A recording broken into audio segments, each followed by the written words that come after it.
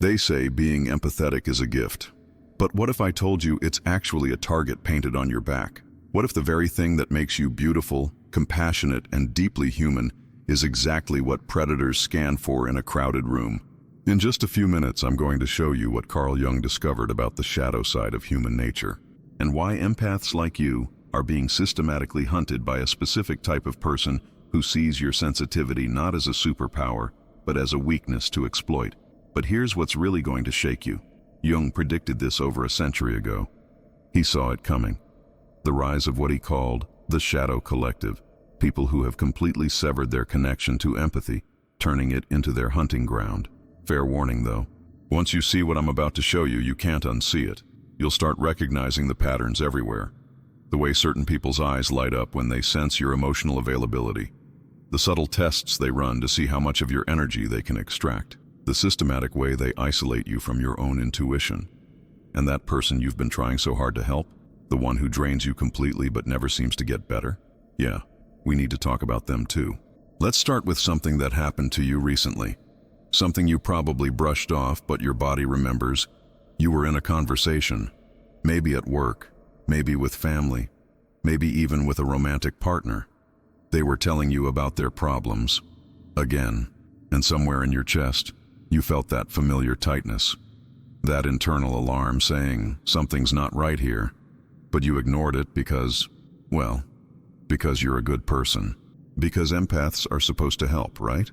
But notice what happened next. Notice how they seemed to get energized as you got more drained. How their problems mysteriously multiplied the more solutions you offered. How they somehow turned your compassion into a spotlight, shining it on their pain while your own needs disappeared into the shadows. You felt it, didn't you? That moment when you realized you'd been used.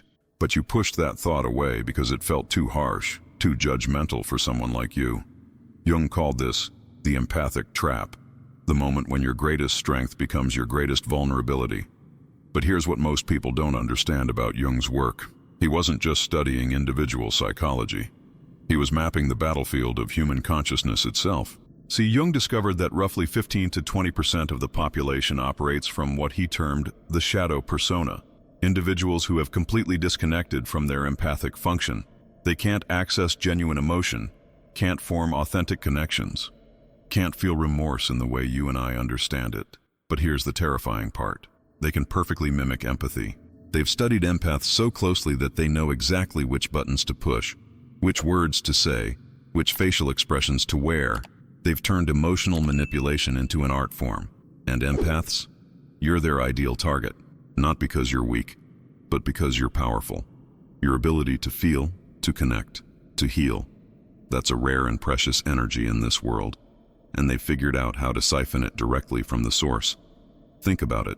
When was the last time you left an interaction feeling completely energized and uplifted? When was the last time someone's presence added to your life instead of subtracting from it? If you're struggling to remember, that's not an accident. Jung spent decades studying this dynamic, and what he found will change everything you think you know about relationships, about trust, about the very nature of human connection. You see, in Jung's research, he discovered that empaths carry what he called the light frequency, a psychological signature that radiates authentic emotional availability. You literally emit a signal that says safe harbor to anyone around you. And most of the time, that's beautiful. That's how you heal people, how you create deep connections, how you make the world a little bit better just by existing in it. But to the shadow collective, that same frequency looks like a neon sign that says free energy source. They don't see you as a person. They see you as a function, a tool designed to meet their needs without them having to reciprocate. And they've developed an entire system for identifying, approaching, and extracting from empaths like you. Let me paint you a picture that might feel uncomfortably familiar. You're a child, maybe 7 or 8 years old. You have this natural ability to sense when others are hurting. When your mom has a bad day, you can feel it in your bones. When your dad is stressed, it settles in your stomach like a stone. When your siblings are sad, you instinctively want to fix it, to make it better. And the adults around you praise this quality. You're so sensitive, they say. You're such a good listener. You're so mature for your age. You really understand people. But what they don't tell you is that this gift comes with zero training manual. No one teaches you the difference between feeling with someone and absorbing their entire emotional world. No one shows you how to help without disappearing. No one warns you that some people will see your light and want to consume it entirely. So you grow up thinking that love means sacrifice, that caring means carrying, that being good means being available to everyone all the time, regardless of how it affects you. And then you meet them.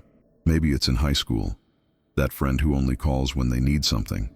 Maybe it's in college, that romantic partner who somehow makes all their problems become your problems. Maybe it's at work, that colleague who uses your empathy as their personal emotional dumping ground. At first, it feels good. They make you feel needed, important, special. They tell you things like, "You're the only one who really understands me," or "I don't know what I'd do without you," or "You're saving my life." And because you're an empath, because your wiring is designed to heal and connect, you feel genuinely useful. Finally, someone who appreciates your gift. Finally, someone who needs what you have to offer. But Jung warned about this exact moment. He called it the initial seduction, the phase where shadow individuals identify an empath and begin the process of energetic extraction. They study you. They learn your patterns, your triggers, your deepest fears and highest hopes. They discover that you feel guilty when you can't help someone. They realize that you'll sacrifice your own needs to meet theirs. They figure out that you'll tolerate incredible amounts of dysfunction if they just sprinkle in enough vulnerability and neediness. And then the trap closes.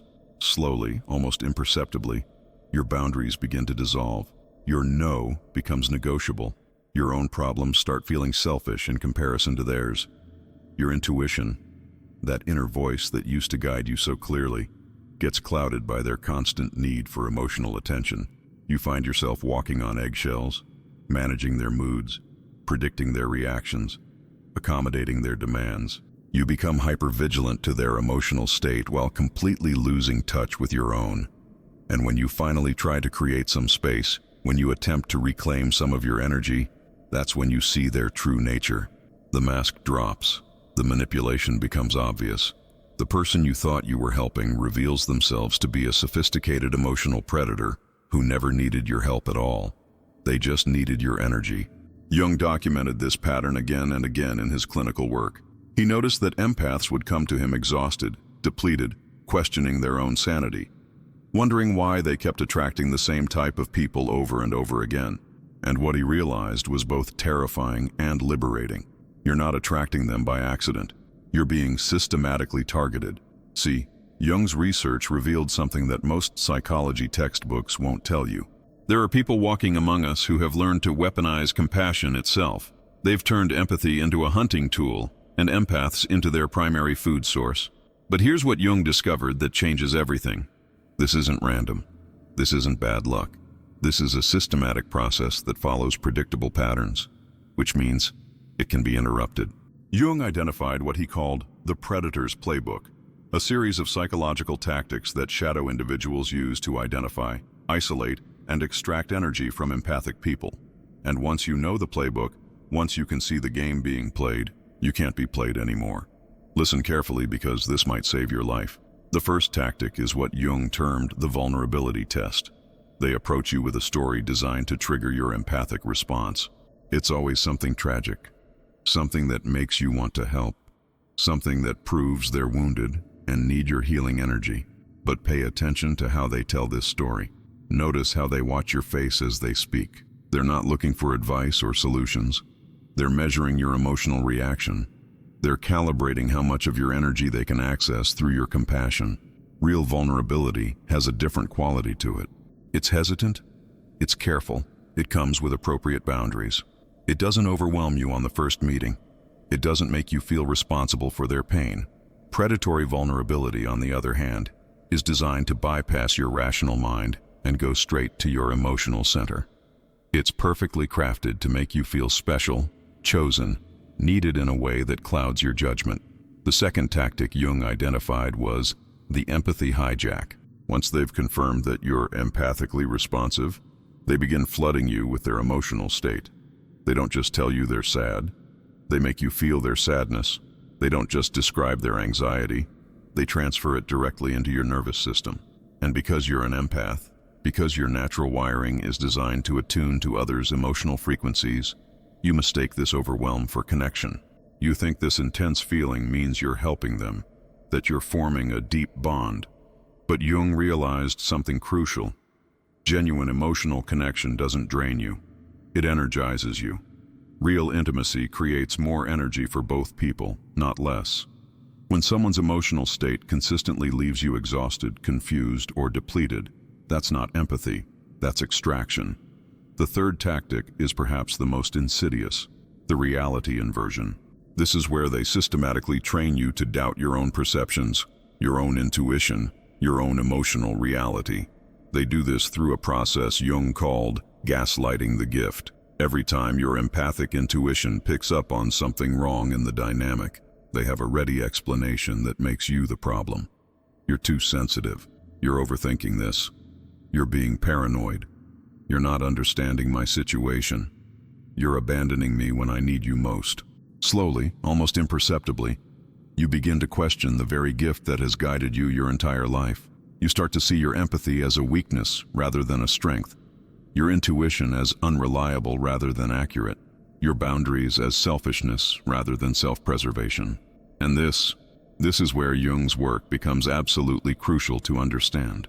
Because what these predators are doing isn't just taking your energy, they're severing your connection to your own inner guidance system.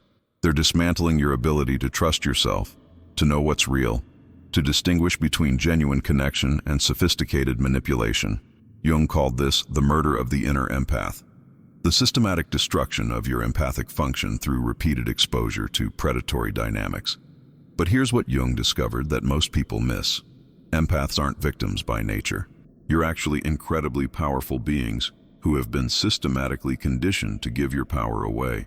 See, Jung's research showed that empaths possess what he termed the integration frequency, the ability to see, feel, and heal the full spectrum of human experience.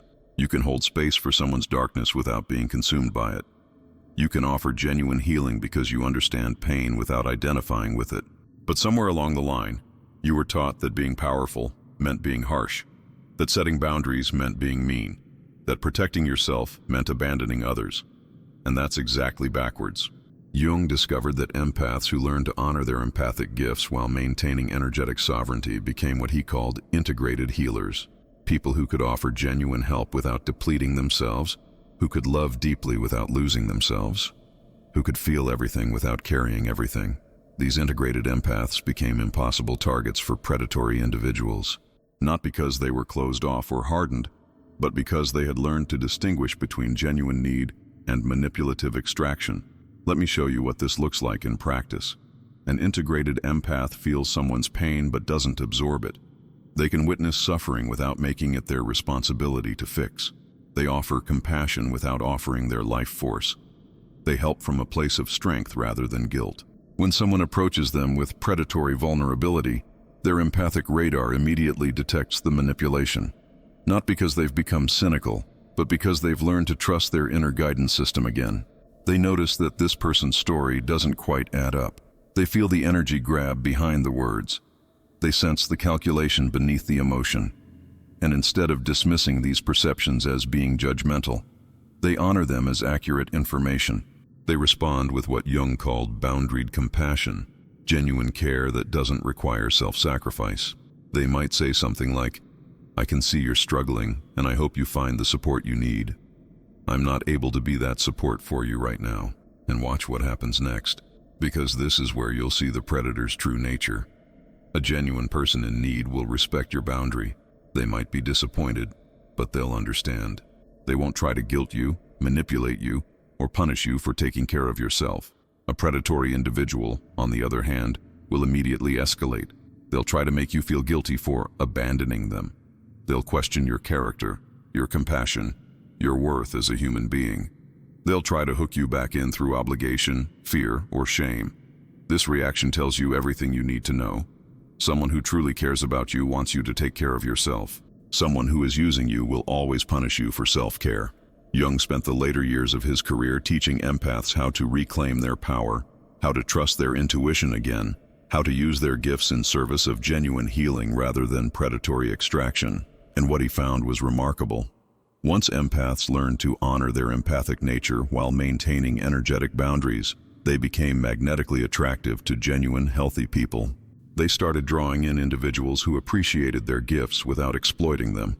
They formed relationships based on mutual respect rather than one-sided depletion. The predators, meanwhile, simply moved on. Because an empath who knows their worth, who trusts their intuition, who maintains healthy boundaries is no longer a viable target. They require too much effort for too little return.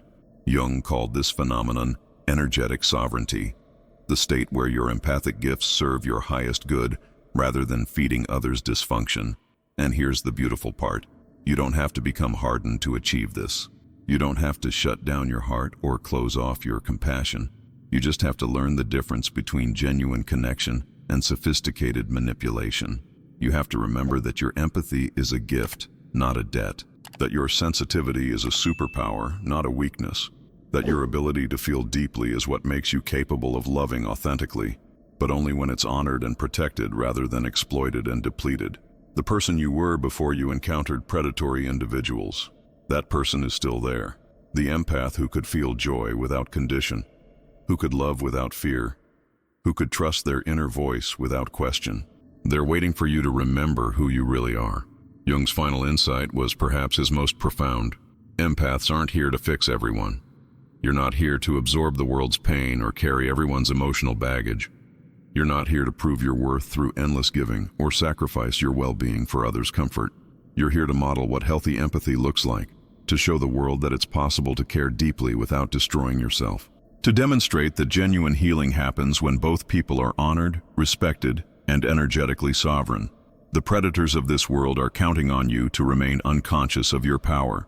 They need you to keep believing that love means sacrifice, that caring means carrying, that being good means being available to everyone all the time.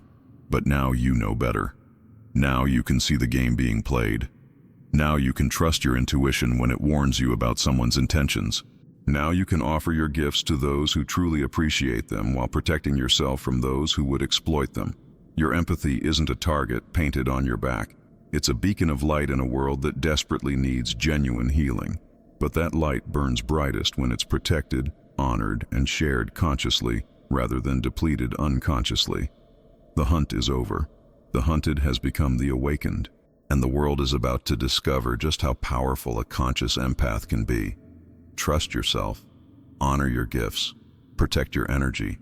The world needs what you have to offer, but only when you're strong enough to offer it from a place of choice rather than obligation. Welcome to your power.